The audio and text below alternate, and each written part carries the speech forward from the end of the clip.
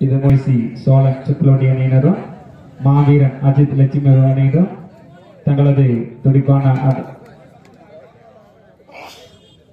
மேலும் அடுத்த போட்டியாக மகாலிங்கம் ஸ்போர்ட்ஸ் கிளப் சிவலிங்கபுரம் அணியினருக்கும்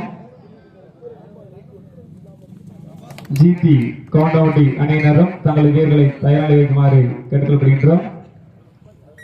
இதன் மூலம் நடைபெற்றுக் கொண்ட ஆட்டத்தில் கேஎஸ்சி சோழன் சுக்லோடி அணியினர் 5 புள்ளிகளும் மாவீரன் அஜித் லட்சுமிபுரம் புள்ளிக்கான முயற்சி.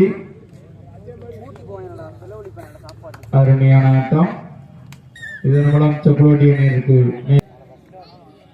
தற்பொழுது நடைபெறும் ஆட்டத்தில் கேஎஸ்சி சுக்லோடி அணியினர் 9 புள்ளிகளும் லட்சுமிபுரம் அணியினர் 10 புள்ளிகளும் பெற்று தங்களது ஆடுகளத்தை அலங்கரித்துக் கொண்டுள்ளனர்.